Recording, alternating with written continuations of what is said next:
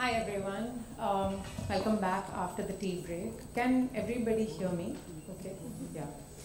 I have my handy little notes because as we're getting older, we don't rely so much on our memories. And I do want to thank Homiyar, who I'm sitting right next to, because in the morning when I said I don't have any slides, he said that's such a welcome thing because it's so good to not see people reading off boring slides. So thank you, Homiyar, for that.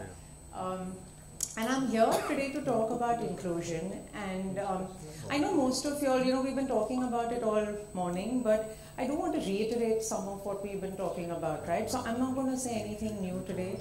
I am going to hopefully stick within my time limit of 10 to 15 minutes. But I do want to start out by saying that inclusion is a journey, right? It is a mindset. It is a feeling. And there is no perfect inclusive school, right? Because inclusion will look different in every single school.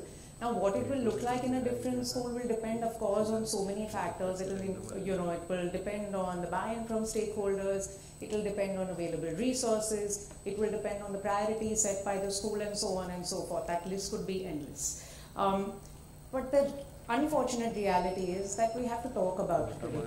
We have to talk about the term inclusion, and the very fact that we have to talk about it today means that we are being exclusive, right? It means that there is an exclusion. It means that there is this group of us who are privileged enough and get that opportunity to think, to decide, and then to figure out who else we want to invite to be part of this group. So the hope is that eventually we don't have to do this talk, neither me nor you should be here talking about this. And that is our eventual hope, that we don't have to talk about inclusion. But for the time being, when we're talking about inclusion, the hope is, like Siddesh mentioned, the problem is systemic. So our mindsets and our systems will change enough that every child with diversity will fit seamlessly into the fabric of our education system. And we don't have to do things differently for different children. I also do want to point out that, when we talk about inclusion, and this entire morning also, when lots of people talk about inclusion, we talk about the children as the focus, right? They are the center, of course. Our education systems are catered for children. But really, we need to spare a thought for the other stakeholders, right? We really need to talk about inclusion means it should be inclusive for all the stakeholders. It needs to be inclusive for parents and teachers also. I mean, how critical are our teachers and educators in our systems, right? But how much time do we really think about, spare a thought in terms of thinking about their mental health and well-being? We don't. Like, even when we go on a flight these days, they ask us to wear our oxygen masks first before we can help others, right? So how are we expecting our teachers, when they're not helping themselves, to help our kids? So we really need to start thinking about how can we actually start supporting our teachers' well-being so that they can support our children better. But of course, in the context of children with special needs, when we talk about inclusion, we really need to move a little bit beyond and think about it's not just about having children with disability and diversity as part of the four walls of our schools and education systems, right? It is so much more than that. I mean, sure, of course, we've come a long way, and some of the statistics that Siddesh had shown us and Shruti have shown us, we've come a long way from children with disabilities not going to any schools at all, right? So there was complete exclusion. We've moved into a lot of special schools, so we're talking about segregation, and now the focus has become integration and inclusion.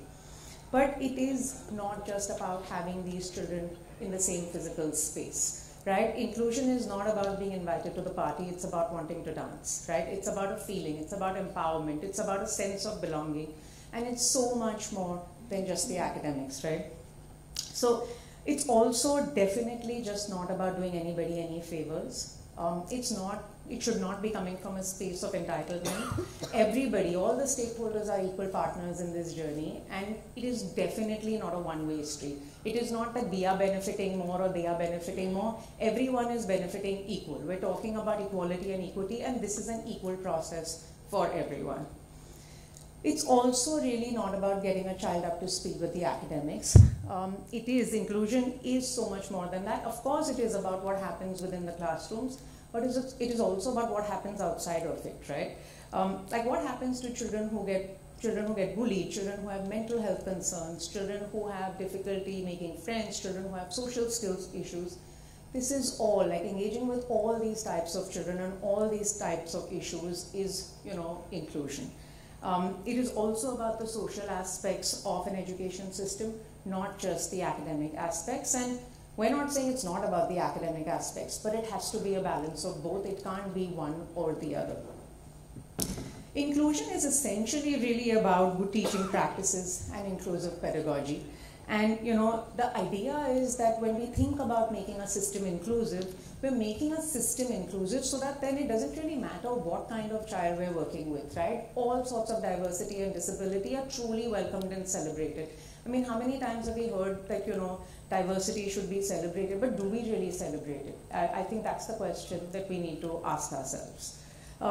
In fact, oftentimes when I go to schools and I talk about inclusion, I get to hear that all this is good in the West कि हमारे India में नहीं होता, हमारे पास time भी नहीं है, resources भी नहीं है, पैसे भी नहीं है.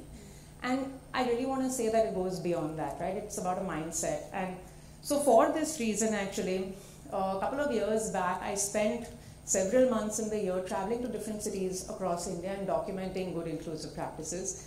And I want to share some practices with you because it brings home the fact that resources is one aspect of what is required. It is not the end, to how we sort of do inclusion. So one of the examples I want to talk about is, what one of the schools was doing is having children sit around tables. So sit in groups up to grade 10. Now most schools do that, right? All of you will look at me and say, sab school aise hi shuru karte hain. We either sit on a mat or they sit around tables. But this happens up to grade 1, grade 2, sometimes even grade 3. Post that, we apparently get into this mold of formal sitting because classrooms should look like this, and so everybody starts sitting like this, right, in this formal row-wise sitting because this is the more formal, proper setup. But this was a school that said, hey, we're going to do it differently and we're going to continue and retain seating arrangement, just sitting around a table. And what a great way to promote peer learning and peer sharing, right? I mean, think about it. How much easier is it for me to turn to Siddesh and say, hey Siddesh, what did the teacher say, can you tell me? Versus putting up my hand in front of the whole class and asking the teacher to repeat her instructions. So it's simple. It's just a matter of changing, seating dynamics. Another example was something related to circle time. Now circle time is typically in a lot of schools, again, done in junior school up to grade 2, up to grade 3. Kids sit around in circle. The intention usually is language, promotion of language development. So you will bring a toy, you will talk about it, you will talk about something that's happened or that's going on currently, but the intention is language development. And then, sure enough, like everything else, it fizzles out after grade 2, after grade 3. Now this was a school that was actually doing circle time up to grade 10. And what a great opportunity to talk about things and bring up the space to be able to talk about things that don't get spoken about in our curriculums and in mainstream conversation. Things like gender, things like sexuality, mental health, body image issues, bullying, and so many other things that we just don't talk about, right? Like when this happens and then we bring up a conversation in 8th grade, everyone's like, oh my God, like how are we going to talk about this? Because we don't have the skills to talk about it, because we don't talk about it. So this was a school that was actually doing that right from the start. Another example was this idea of using a buddy system. Now a lot of us know what buddy system means, right? Like, hey, this is my buddy. You pair up one child with another child and that child supports this one child. But this school went further. So when they spoke about a buddy system, they buddied an entire grade with an entire grade. So first grade was buddied with third grade, second grade was buddied with fourth grade.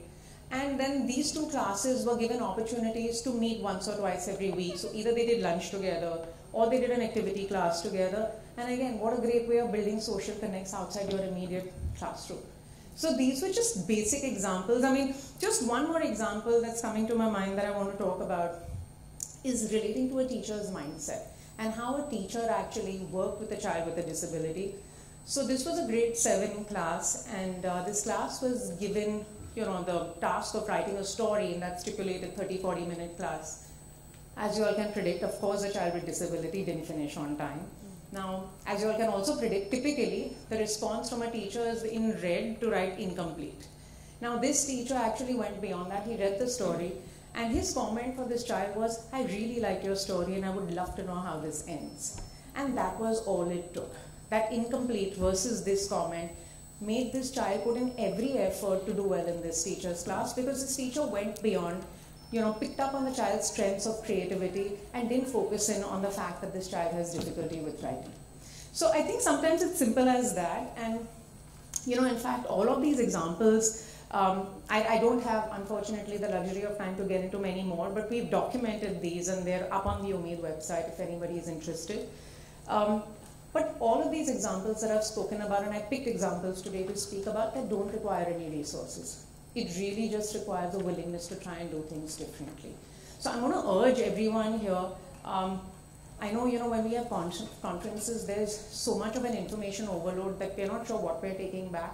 But if people can take back just this idea that we can start at any point and start with no resources, that's a great thing. That will be a win for me.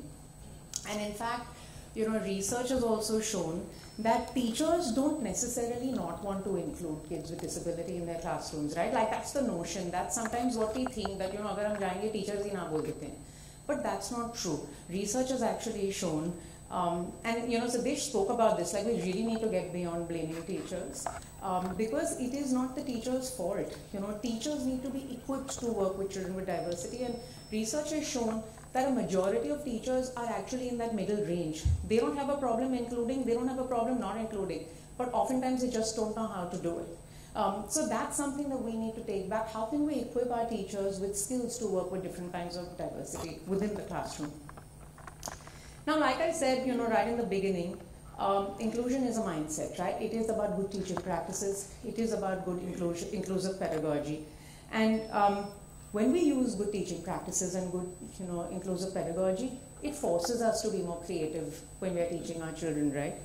Simple things like if a teacher were to walk into a classroom and say, okay, everybody open up, today we remove your math book, open up to page 27, chapter 5, sum number 6. Versus saying, okay, everyone, we're doing math today. Pause for 3 seconds. Turn to page 27. Pause for 3 seconds. Chapter number 5. Pause for 3 seconds. Let's do sum number 6. You said the exact same thing. You just slowed it down and done it in 15 seconds versus 3 seconds. And of course, it's going to help the children with learning disabilities, the children with attention issues, the children with any sort of processing issues, much more. But the important thing to remember is that it's going to help every single kid in the class. So you're not doing something differently for these kids. What you're doing is supporting every child in the class. When you're using something like a visual schedule, of course it's going to, support the child with autism much more. But why is it not going to be helpful for every single person, in the class? So we really have to start thinking about some of these things. Someone also mentioned, I think Manjushri mentioned this idea of this phrase now that is commonly being used, right? This whole idea about nothing about us without us. Manjushri has just walked in on cue. And that's something lots of advocates from lots of disabled communities have been talking about in today's day and age, right? This idea that no policy should be made without direct representation of this group or community or people who the policy is being made for. And how is it that no child is ever consulted when we are building our schools and our curriculums? I mean, I really want us to think about that. This is a movement now, nothing about us without us, but kids are nowhere in the picture.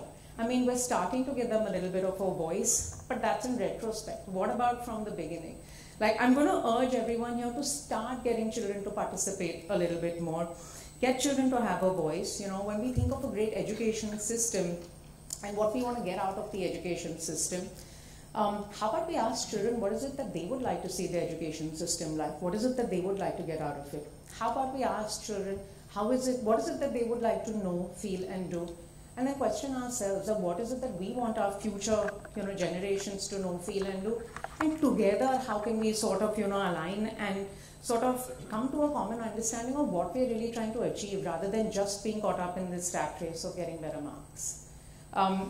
In fact, there was also a research study done which catered to, they asked thousands of people between the ages of 35 to 40 about the top 5 things that they remembered from their school life. Now, this was a good 20-30 years after they were in school. And the top 2 things you will be surprised to know. The first was, the teachers that were really good to me and understood me. And the second thing was teachers who were really mean to me and disrespectful of me. So I want to say that a lot of us in this audience have that potential to be remembered in somebody's journey 30 years from now. So please make it count because you are going to be remembered. And I want to leave you all with that thought because I've got my cue for just 2 more minutes. I want to leave you all with that thought and reiterate again that inclusion is a journey, and for all of us here it will look different, right? Depending on our school context, depending on our context of work, it's going to look different. But the underlying fact is that it can happen, with or without resources. And that is, of course, everyone's dream here. It is our hope and our dream, and all of us here have to play our part in making that dream turn into a reality. Thank you.